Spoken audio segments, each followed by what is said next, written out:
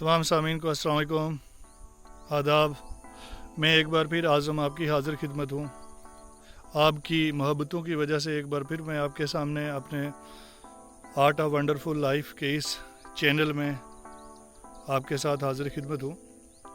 आज मैं आपसे कुछ ऐसी चीज़ें शेयर करने जा रहा हूँ कि इंसान की खुशहाल ज़िंदगी के लिए वो अपने हालात को रिस्पॉन्सिबल या ज़िम्मेदार नहीं ठहरा सकता। मैं एक ऐसे बच्चे की आपको एक कहानी सुनाने जा रहा हूँ, एक स्टोरी सुनाने जा रहा हूँ जिसमें कि वो अपने बचपन और अपने हालात से कैसे जूझ कर, कैसे लड़कर, कैसे स्ट्रगल करके, कैसी अपनी कंसिस्टेंसी से, कैसे अपने फोकस और कंसंट्रेशन की वजह से वो ऐसा सितारा चमकता है, ऐसा स्टार जो शाइन करता है, जो हमेशा हमेशा के लिए हमारे साथ रहेगा। ये उस लड़के की, उस बच्चे की कहानी है कि जब वो पैदा होता है तो उसका परिवार कोई बहुत अमीर नहीं होता। इसी बीच में 4 साल तक की उम्र तक इवन के उसको बोलना भी नहीं आता। जब जिस बच्चे को आप भी अपनी रोज़मर्रा की ज़िंदगी में देखिए, रूटीन वर्क जो आपके हैं, डे टू डे लाइफ में आप बच्चों को देखते हो तो बहुत जल्दी 2 साल 3 साल में बोलना शुरू कर लेते हैं। 4 साल की उम्र तक उसने बोलना तक नहीं सीखा था। जब उसको स्कूल में छोड़ा गया तो अपने वो बहुत ही, जितना उसको एक्टिव होना चाहिए था उससे ज़्यादा एक्टिव था, जिसको हाइपर एक्टिव कहते हैं। और इसके अलावा वो बहुत सारी चीज़ों में कुछ खोजना, कुछ ढूंढना चाहता था। मतलब एक पर्टिकुलर किसी एक चीज़ पे उसको जो बताया जाता था उस पर वो काम नहीं कर पाता था। इतना एक्टिव, बहुत सारी चीज़ों पे डिस्ट्रैक्ट होता था। जो भी चीज़ नई दिखती थी, क्यूरियोसिटी पैदा होती थी, काम करने की कोशिश करता था। फाइनली वो 12 वीक के बाद स्कूल से भी उसको स्टक ऑफ कर दिए, यानी उसकी कोई फॉर्मल एजुकेशन नहीं हो पाई। जब उसकी स्कूलिंग ख़त्म हो गई, स्कूल से उसको स्टक ऑफ कर दिया गया, तो उसकी मदर उसको अपने घर वापस ले आई। इसी तरह जब कोई फॉर्मल एजुकेशन नहीं हो पाई, घर में उसको प्रॉब्लम होने लगी, उसकी मदर से उसको तरह तरह की बातें सुनने लगी। अब जाहिर सी बात है कि आपका बच्चा हो, मेरा बच्चा हो, किसी का बच्चा हो, तो अगर वो 8-9 साल की स्कूल एज में जब वो स्कूल नहीं जा पाएगा, जब उसकी स्कूलिंग की एज है, तो आप क्या करेंगे? जाहिर सी बात है ऐसा ही करेंगे। इसी माशरे में हम रह रहे हैं, आप अपनी रूटीन में देख रहे हैं, अपने आसपास, अपने सराउंडिंग में।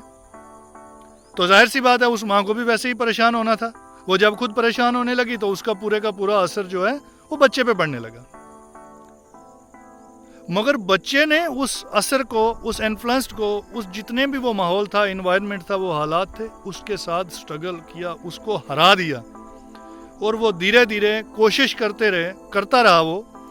तो एक वक्त आया कि वो साइंस और इलेक्ट्रिक के मामले में बहुत काम करने लगा और उसकी फील्ड ऑफ इंटरेस्ट भी वही थी। जब वो काम करता गया तो अब वो अपनी स्ट्रगल को जारी रखा, तो उसको बीच में एक बार एक मौका मिल गया।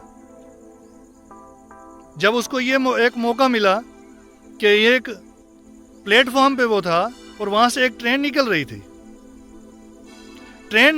थी, तो उसी ट्रेन जब वो पास कर रही थी, क्रॉस कर रही थी, वही ट्रेन के पास से कोई बच्चा उस ट्रेन की चपेट में आने वाला था। उसने अपनी एक्टिवनेस से उस बच्चे को बचा लिया।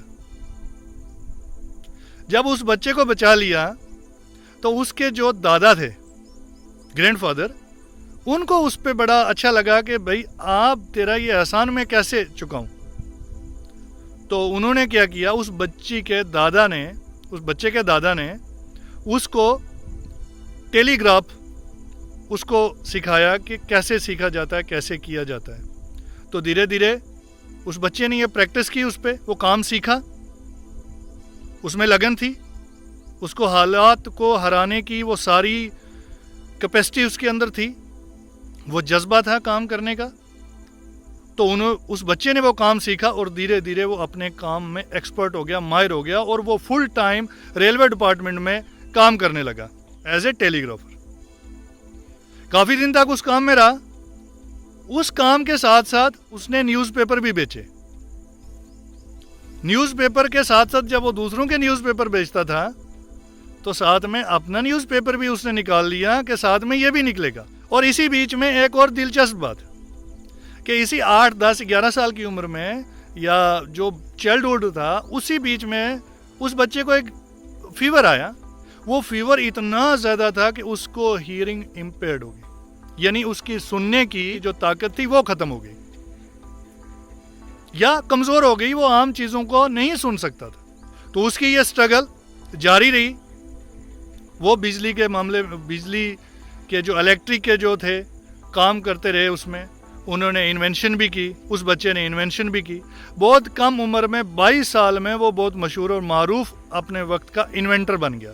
फिर मैं जैसे आपसे पहले अर्ज़ की कि उस बच्चे को हियरिंग की प्रॉब्लम आ गई थी, सुनने में प्रॉब्लम आ गई थी, तो उसको एक ऑफ़र मिला कि आप अपनी अम्पेयर्डनेस को, जो हियरिंग इम्पेयर्डनेस है, इसको आप ठीक कर सकते हैं ऑपरेशन से। तो वो बोला नहीं, मुझे अब ये ठीक नहीं करनी। हो सकता है मैं इस दुनिया के शोर और गुल में अपना काम ना कर पाऊँ। ये जो नॉइस है, ये आवाज़ आज तक मेरे कानों तक नहीं टकराई, तो शायद इसी की वजह से मैं अपने काम पे कंसंट्रेट कर रहा था। तो ये काम पे कंसंट्रेशन मेरा बना रहे, मुझे अपने कानों का कोई ट्रीटमेंट नहीं करवाना है। तो बिलाखिर उन्होंने इस मौके को भी इनकार कर दिया कि कोई सुनने की ज़रूरत नहीं और कोई भी ऑपरेशन मुझे अब नहीं करवाना है। तो अब आपको ये पता चल गया होगा कि ये चमकते हुए सितारे, ये जो बच्चा था जो स्टार की शक्ल में हमेशा हमारे सबके साथ रहता है, जब भी हम अपने घर में रोशनी जलाते हैं तो हमें पता चल जाता है कि ये रोशनी की शुरुआत किसने की थी। तो अब मैं आपको बता ही देता हूँ, ये उस बच्चे की कहानी है जिसका नाम बाद में चमका थॉमस अल्वा एडिसन के नाम से, जो बहुत बड़े, पता ही है आपको, बिजनेसमैन और बहुत बड़े इन्वेंटर अमेरिका के रहे, जिनका जन्म 11 फरवरी 1847 में हुआ। 84 साल तक की उम्र उन्होंने पाई। तो आप इस कहानी से, या जो रियल स्टोरी है, इससे बहुत कुछ सीख सकते हैं, बहुत कुछ हम सीखना भी चाहते हैं। और मैं आपसे शेयर भी करना चाहता था कि ऐसे लोग जिनको कोई ना कोई अबनॉर्मलिटी या किसी प्रकार से कोई सर्कमस्टांसिस ऐसे हों जहां वो काम ना कर सकें, या उनके पास ऐसे कोई फेवरेबल सर्कमस्टांसिस ना हों जो कि आपको आगे बढ़ने में मदद करें। आप एडवर्स सर्कमस्टांसिस में भी काम कर सकते हैं, आप बहुत सारी अबनॉर्मलिटीज़ के साथ भी काम कर सकते हैं, अगर आप में कुछ करने का जज्बा हो, कुछ कर गुजरने का जज्बा हो। आपको कानून से सुनाई नहीं देता, आप काम करना चाहें तो कर सकते हैं। आपकी फॉर्मल एजुकेशन ना हो तो कोई बात नहीं, आप काम करना चाहें तो कर सकते हैं। फॉर्मल एजुकेशन किसी काम के लिए कोई बहुत ज़रूरी नहीं है। कहते हैं कि अगर आपके पास टैलेंट है, आप इंटेलिजेंट हैं, आपकी IQ बहुत शार्प है, आपकी मेमोरी बहुत शार्प है, मगर आप उसको यूज़ नहीं कर रहे हो, तो धीरे धीरे वो चीज़ें ख़त्म हो जाएंगी। आपकी मेहनत, आपका हार्डवर्क, अगर हार्डवर्क उसमें नहीं है तो इसका मतलब आप उस चीज़ का फ़ायदा नहीं उठा सकते। इसी के अगेंस्ट में अगर आप कंपैरिजन में एक ऐसे आदमी को देखेंगे जो बहुत इंटेलिजेंट नहीं है, जिसका IQ बहुत अच्छा नहीं है, उसके बाद भी उसकी मेहनत और लगन वो काम करवा सकती है जो उसकी इंटेलिजेंस या उसकी काबिलियत या उसका टैलेंट नहीं करता। वो मेहनत से अपने अंदर टैलेंट पैदा कर लेता है। तो ओवरऑल इस कहानी से हमें यही चीज़ें मिलती हैं कि हमारे पास जो रब ने दिया हुआ होता है, अगर उसको हम ये जो नहीं दिया होता उसको ना गिन के, उसको ना उस पर ना रो के, उस पर क्रिटिसाइज ना कर करके, जो हमारे पास है उसी पे हम शुक्र करें, उसी पे हम काम करें, उसी पे मेहनत करें, अपने उसी टैलेंट को यूज़ करें और हम बहुत आगे तक बढ़ सकते हैं और अपनी ज़िंदगी को और अच्छा बना सकते हैं। कहते हैं कि जब तक ऑलमाइटी, अल्लाह, ईश्वर, जो भी आप कहें, कि तब तक वो कोई आपका एक रास्ता बंद नहीं करता जब तक कि उससे अच्छा रास्ता आपके लिए खोल नहीं देता।